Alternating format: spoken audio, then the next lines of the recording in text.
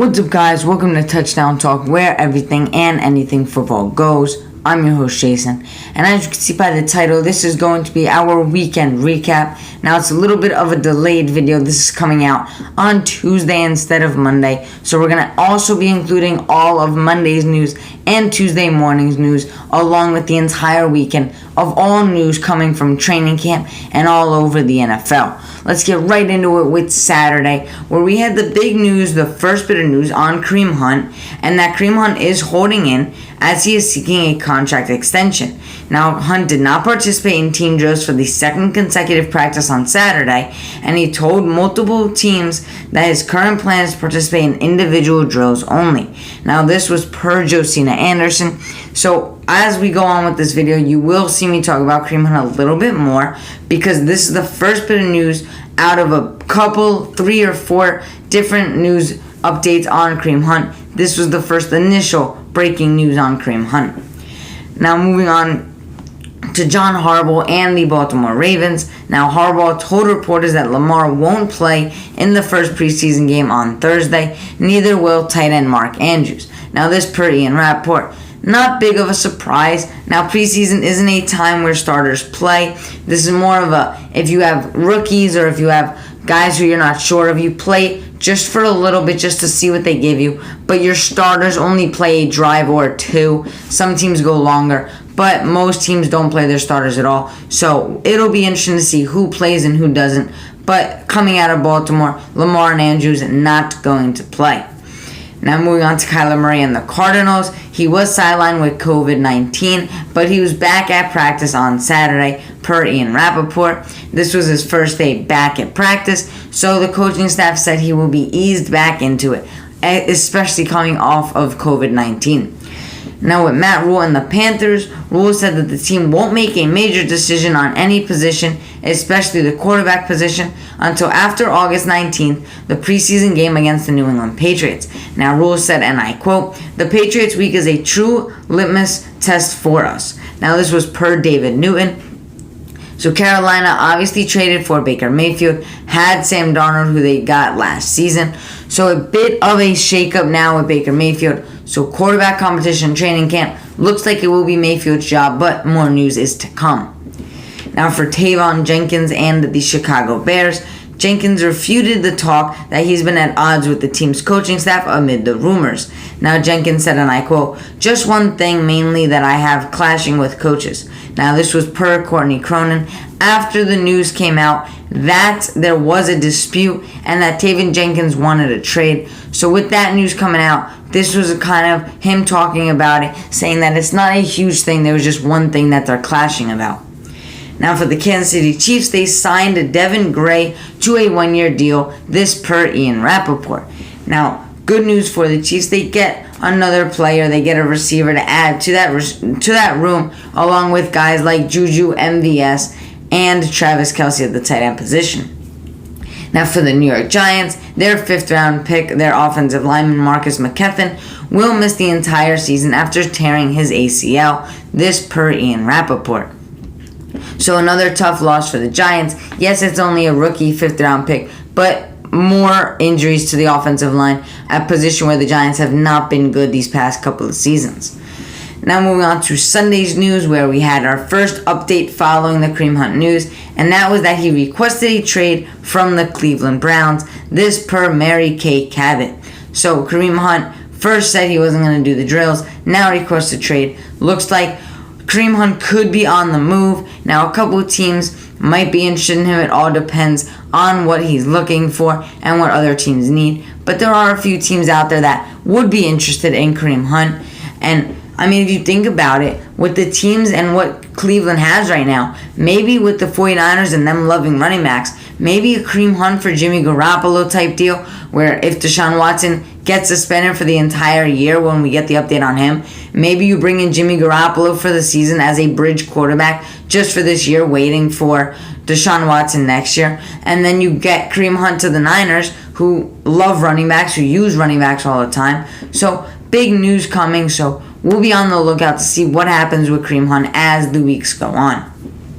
Now, for Carson Wentz and the Washington Commanders, Carson Wentz has dealt with accuracy issues at training camp, But Ron Rivera talked about the situation. Now he said, and I quote, "His accuracy is a lot better than you give him credit for. Just because of the way things happen in practice, there's a lot of little nonsense that we see and that we look to get to review. Yeah, there are some inaccuracies, but it's nothing that we overly concerned about." Now he said this according to Sam Fortier of the Washington Post. So Carson Wentz, as I've been imminent about, I don't believe he is a starting quarterback. I don't believe he is a good quarterback in the NFL. And this just adds to it. Accuracy issues in Washington. Once again, Terry McLaurin is going to have a below average quarterback. Very disappointing for Terry McLaurin. Hopefully he can get a star caliber quarterback who can actually make him into the elite receiver he already is, and even progress him into being one of the best receivers in the NFL, if only he can get a quarterback. Now, Ron Rivera is obviously trusting in Carson Wentz, but in my opinion, that is a mistake that Washington will regret. Now, for the Chiefs, they cut cornerback DeAndre Baker per Adam Teicher. So, DeAndre Baker, kind of an up and down career, never really got a chance in the NFL, off-field issues, now getting moved from the Giants, now to the Chiefs, had a good season with them, but is all in all, DeAndre Baker, his career is likely going to be over. Doesn't look like he will be able to start for any team, especially if the Chiefs are cutting him when they had struggles at that cornerback position. Now moving on to our news from Monday, and that was an update on Carolina Panthers. I know we just spoke about them saying that there will be no decision, but Ian Rappaport was at the Carolina Panthers camp alongside Mike Garafolo, and they reported that the Carolina Panthers starting quarterback position is Baker Mayfield's job to lose. Now, as I just mentioned, this is obviously what I was just saying, what my opinion on the situation was. I do believe that Baker is the starter. I don't think you trade for Baker Mayfield and have him sit on your bench or compete with Sam Darnold. I don't think that's how it's going. I do believe Sam Darnold will be the backup. Maybe he can show them something, but it doesn't look like they're going to trade Darnold. So it looks like Darnold will just be backing up Baker for the entire season, maybe riding it out to next year. That way, if Carolina does fall in love with Baker this year, then Sam Darnold could be on the move. I think it's a great move for Carolina. I like Baker Mayfield in Carolina. I thought he was disrespected in Cleveland. Now going to Carolina, who has been a little shaky as of late, but with the team that they have, I think Baker could be the guy to start to turn that franchise back around and help lead them into the playoffs if they can get the offense clicking, especially with the wide receivers they have. I think he has a good core at that wide receiver with Robbie Anderson, DJ Moore, and Terrace Marshall, who was in his rookie year last season. Now moving on to news in the NFL, not with the team, but the NFL itself, and that is the NFL has listed illegal contact to fouls among its point of clarification for the 2022 season, per ESPN's Kevin Surford. So this means that illegal contact will be more imminent in the NFL. The NFL will look to call more illegal contact calls. Now, if you don't know what illegal contact is when you touch the wide receiver as a corner or wide receiver to the corner after the 5 yards. Now, within those first 5 yards, you are able to make contact with the wide receiver. But after those 5 yards, if you make contact to avoid them making their route, avoid them making their turn, or avoid them catching the ball, it is pass interference when they're going up for the ball. But if the ball isn't going into their direction and you're still withdrawing them from making their next move, from letting them break out, that is what is illegal contact, and that is what the NFL is going to focus on for this upcoming season and going forward. Now moving on to Nathaniel Hackett and the Denver Broncos. He gave a little bit of an insight on what they plan on doing with their running backs. Now Hackett said, and I quote, the team's running backs is a bigger part of the passing game than in recent Broncos seasons. That is where Melvin Gordon could plenty of snaps. Now this per Jeff Legwood. So it looks like Melvin Gordon is going to be the focal point in the wide receiving room version of the running backs. Now we know Javonte Williams took over last season. It did look like Melvin Gordon was going to be on the outside because of how good Javonte Williams is. But it looks like Melvin Gordon is going to be used as that wide receiver type running back, as long with Javonte Williams, he will be getting some reps there. But when the offense does look for that pass-catching running back, it is going to be Melvin Gordon, as this report makes it seem. Now moving on to the Jets. Now Makai Beckton, on Monday we got the news that on the second play of practice, he suffered a leg injury that was on his surgically repaired knee, and he limped to the locker room. Now this was per Rich Simony, and as we go on in this video, I will give an update on the Makai Beckton situation, and I will talk about it further. So with Makai Beckton limped off on Monday, and while we're talking about him, let's just say it. Tuesday we got the news, I know we're going in order from days, but Tuesday we got the news on Makai Beckton that his season is likely over for the 2022-2023 season after injuring his leg. It looks like it's a right kneecap injury, so it looks like he will miss the entirety of the 2022 season. Now for Tyler Linderbaum, he had a Lisfranc injury. He suffered a sprain, not a rupture, but more tests are to come. Looks like he will only miss a few weeks, 1 to 4 weeks, as reported by Ian Rappaport and Mike Garafolo. Now for the Baltimore Ravens, staying with them, they signed Justin Tucker to a 4-year deal, making Justin Tucker once again the highest paid kicker in the league. Now for a short time, Chris Boswell tied him for the number 1 kicker in the league, but he now gets a new deal which puts him at the top. This reported by Mike Garafolo. Now moving on to some updates on JamEIS Winston. He left practice with an injury. Now he tweaked something in his foot during 7-on-7 drills, but he is considered day-to-day. Nothing too major for JamEIS Winston and those Saints. Now, Matt LaFleur confirmed that Jordan Love will start against the San Francisco 49ers this upcoming Friday in their first preseason game.